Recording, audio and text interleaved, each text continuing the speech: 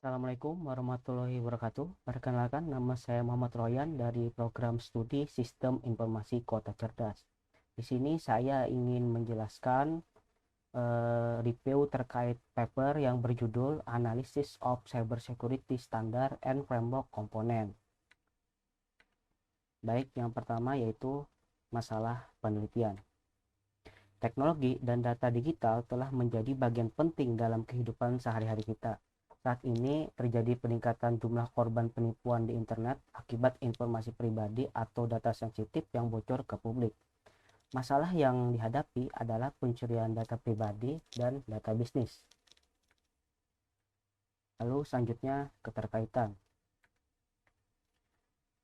Baik, yang pertama yaitu dari Chen yang berjudul Securing Online Privacy, yaitu jurnal ini mendukung masalah terkait kebocoran data sensitif ke publik. Lalu yang kedua adalah dari K. Masterson yang berjudul Contracting Cybersecurity Implementation Framework.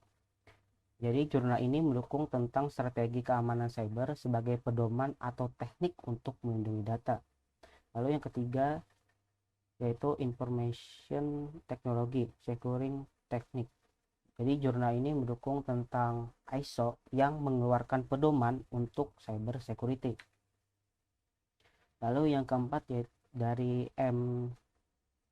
Syafrizal yang berjudul Cyber Security Domains Classification Using Need Mapping Technique for Public Knowledge. Jadi jurnal ini mendukung pemangku kepentingan agar bisa menetapkan kontrol minimum di organisasi untuk melindungi aset pribadi dan organisasi dari risiko ancaman kejahatan cyber. Lalu yang kelima yaitu Executive Order Improving Critical Infrastructure Cyber Security. Jadi jurnal ini mendukung kerangka cyber security yang harus mencakup seperangkat standar, metodologi, prosedur, dan proses untuk mengatasi risiko di dunia maya. Lalu dari Watson yang berjudul Analysis the Best to Prepare for the Future.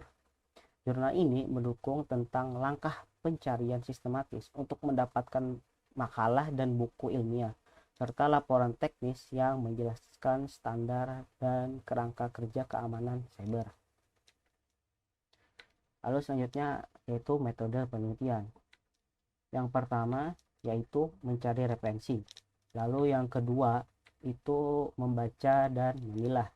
Lalu yang ketiga itu memahami definisi dan fungsi. Keempat yaitu mengumpulkan data spesifik. Lalu yang kelima itu menganalisis komponen. Dan yang terakhir keenam adalah hasil analisis.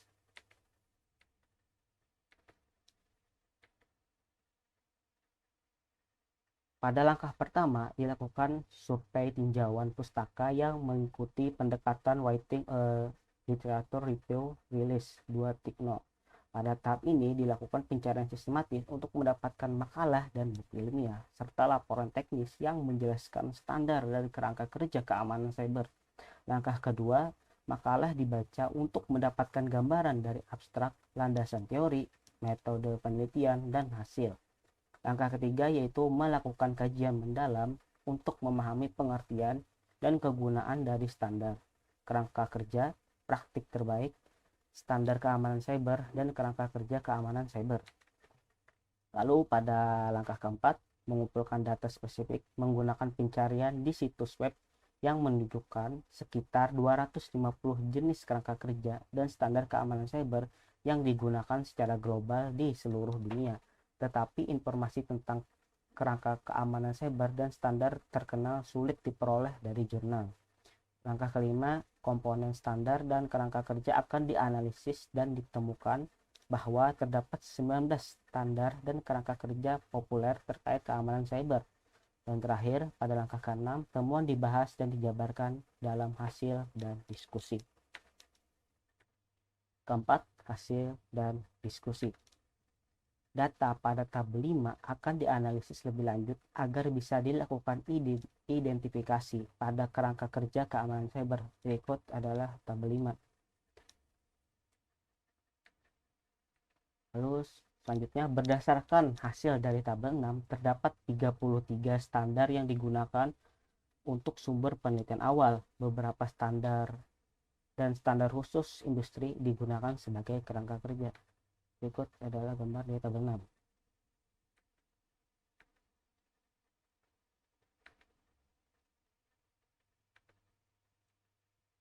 Nah, tabel 7 menunjukkan komponen yang ada memiliki kemiripan dengan standar keamanan cyber yang lain. Umumnya, kerangka kerja yang diadopsi tidak perlu melakukan audit dan kepatuhan jika tidak diperlukan. Berikut adalah gambar dari tabel 7.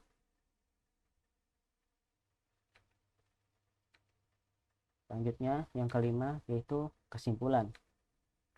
Berdasarkan pencarian di beberapa penerbit, ditemukan sebanyak 33 standar regulasi terkait keamanan cyber dan masing-masing terdiri dari standar regulasi yang memiliki perbedaan yaitu komponen. Sehingga dapat disimpulkan bahwa setiap standar dan kerangka kerja bersifat sangat umum atau spesifik sesuai dengan tujuannya.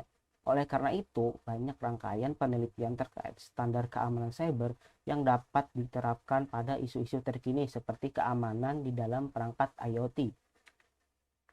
Dari hasil paper di atas dapat disimpulkan bahwa masalah seperti pencurian data pribadi atau bisnis dapat diatasi oleh kerangka kerja keamanan cyber menggunakan yaitu cara enkripsi berbasis identitas, kriptografi yang aman, kecerdasan buatan untuk melindungi data, perlindungan data privasi, dan keamanan biometrik. Sekian dari saya, terima kasih. Wassalamualaikum warahmatullahi wabarakatuh.